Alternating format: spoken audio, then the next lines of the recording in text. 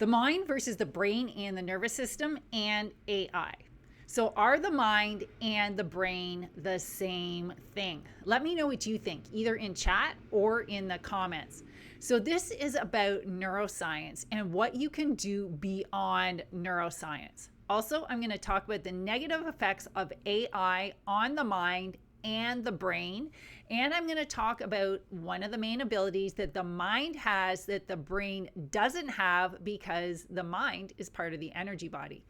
So, although AI has great potential, there are definitely some drawbacks. However, given my training on the mind with meditation, we can keep the mind in charge. And when I say in charge, I mean in charge of AI. So hopefully everybody knows what the brain and the nervous system are. But in case there's any lack of clarity, the brain is an organ that's in the physical body that's mainly recognized as being a processor of information and a storer of information. And the nervous system connects with the brain, and it's an electrical system in the body that transports different kinds of information. Now, that's kind of a simplified version. So if you have medical training or you're a doctor, please go easy on me here. We're trying to make this understandable. So, what is the mind? Well, according to neuroscience, it is just the sum total of the activity in the brain, and they include consciousness in that. But consciousness is outside of the brain because I can see it that way. Now, for those of you that do not know me, I am an intuitive, and when I tune in, I can see parts of the energy body and I can change how they behave. I can even see change how my mind sees things by changing the energy body, and I've taught other people to do that as well. So the energy body exists outside of the physical body. When I tuned in, I can also see the energy body of others, including their thoughts and how they can change their energy using their thoughts or by changing their thoughts. So according to yogic science, which is now different than neuroscience, the mind has 4 different aspects. Now, the first is mana. So that's the Sanskrit word for it, and it is memory.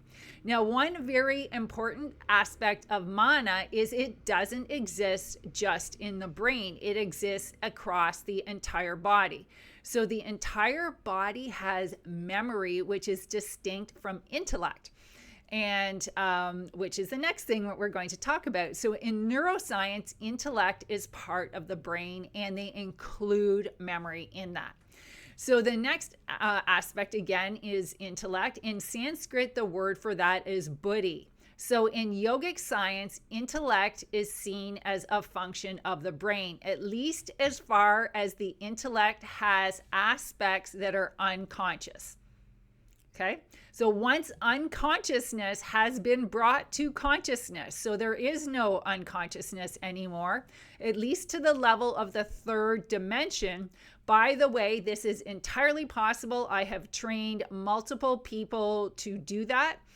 And that is a level that is beyond what we're talking about in intellect. It is considered a 4th dimensional aspect called chitta. I'm skipping ahead here.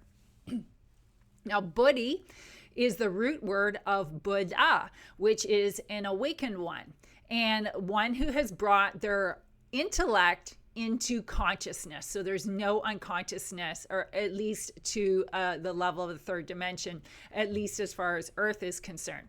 Now, of course, there are always higher levels to this. Now, the 3rd aspect, according to yogic science, of the mind is a sense of identity, which is different than ego. It's called anakhara. So anakhara is how you interact with the 3rd dimension. Basically, it's like your perspective. Today, I would say that includes certain aspects of the 4th dimension, because when you go back in history, the yogis and the meditators that discovered all this or experienced all this, they didn't have a lot of the things that we have today. They didn't have really any of the ways that we interact in 4th dimensional ways. And some of those things are our technology, where space and time are really changed. For instance, you're watching this video right now like I'm there with you, and you're seeing my likeness, you're seeing my image, that's more of a fourth dimensional construct than a third dimensional one, although you are experiencing it through a third dimensional technology. So the fourth dimension doesn't have the same restrictions on space and time the way the third dimension does.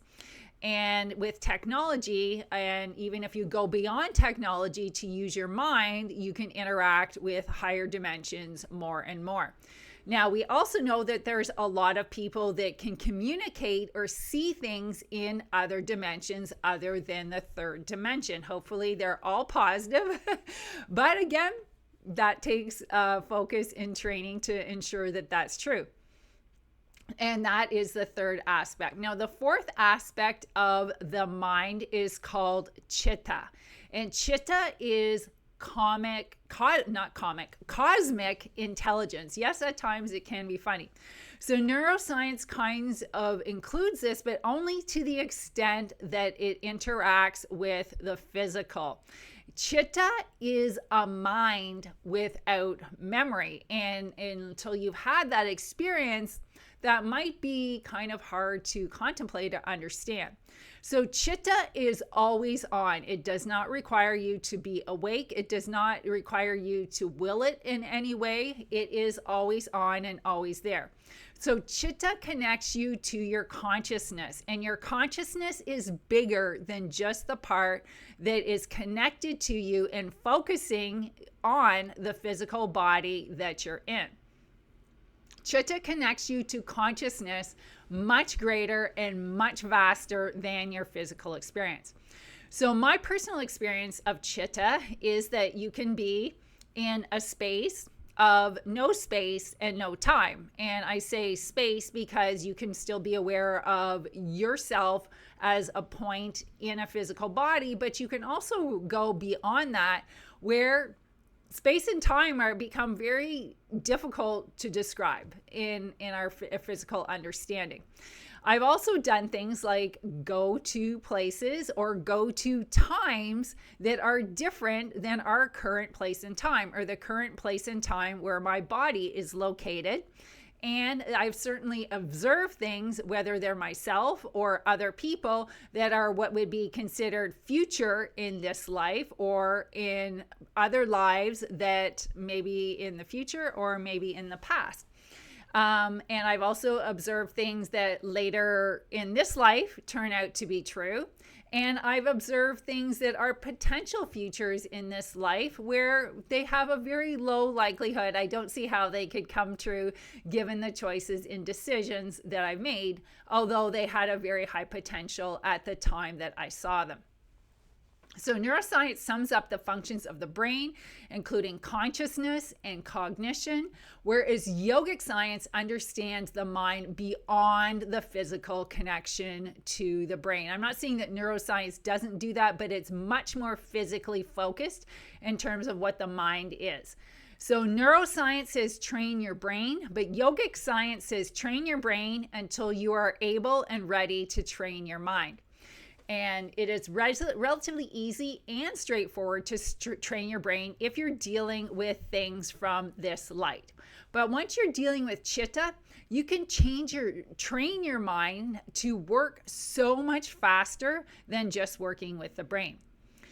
All right, so let's talk about AI and the mind, because certainly AI is top of mind for many people. So we know that for a mind to be strong, it needs to be trained. Some people do have a naturally strong mind, but no matter what gifts we come into life with, they require us to continue to develop them. So a mind that is untrained, it's unruly, we don't have control at it. We generally call that in today's world ADD. In yogic tradition, this was traditionally called monkey mind. So there are different ways to train the mind. And the first thing is to eliminate stress and overwhelm, or perhaps even burnout if it's gone that far. And for a lot of people today, they don't realize how far they are down that path.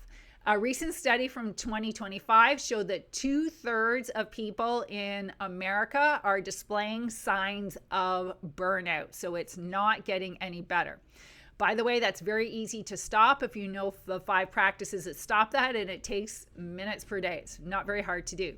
So for a mind that's overwhelmed, AI is most likely going to make this worse. And when we say overwhelmed, it's not just the mind, that is the brain and the nervous system.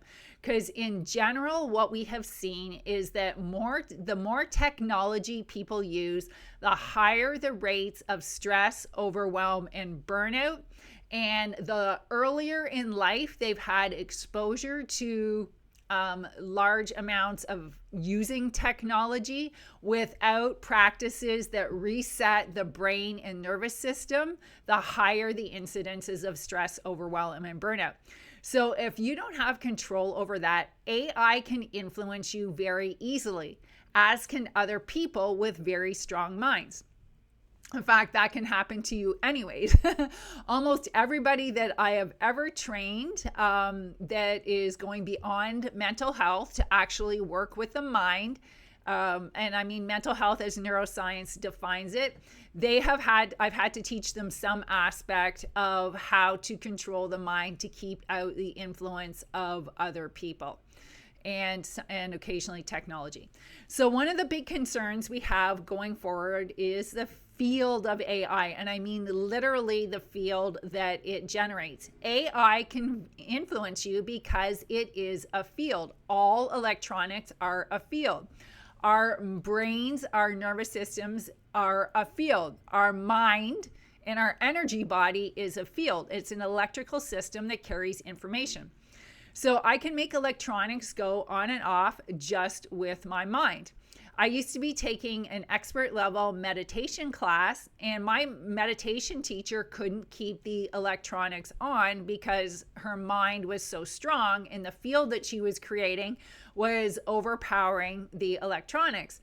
But I kept the channel open because I had the ability to do that with using my resources as far as using intuition and the mind.